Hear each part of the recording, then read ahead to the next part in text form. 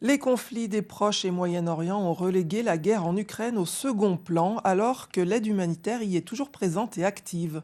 À Angles, dans les Alpes de Haute-Provence, une famille franco-ukrainienne n'a jamais cessé de récupérer des dons et préparer des convois, comme nous le montrent Aurélien Casanova et Fabien Madigou.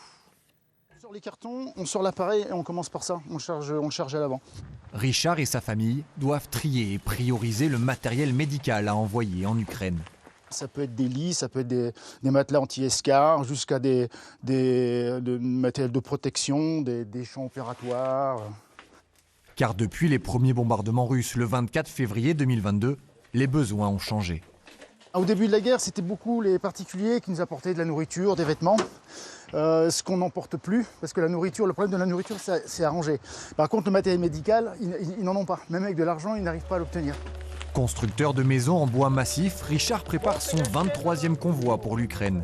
Le premier, il l'avait fait en 2022 pour rapatrier une partie de la famille de Natacha, sa femme depuis 30 ans. Dans les jours à venir, ils sont attendus à l'hôpital de Poltava, à une centaine de kilomètres de la zone de combat.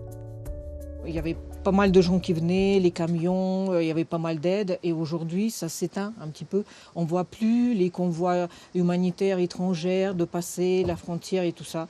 Donc, du coup, ils ont besoin davantage, parce que la guerre n'est toujours pas finie, malheureusement. Mais il y a moins en moins d'aide. Ces dons matériels viennent majoritairement de professionnels de santé. 4 500 € ont aussi été récoltés auprès de particuliers. Après l'hôpital, il faudra aussi se rendre au plus près de la frontière russe, où les militaires ukrainiens ne sont pas oubliés. La guerre, elle ne s'est pas calmée, hein. Mais oui, c'est sûr que les actualités font qu'on a un peu moins d'aide qu'au départ, c'est certain. Mais oui, de l'aide, il en faut, et du travail, il y en a. Départ ce vendredi pour Richard et Natacha.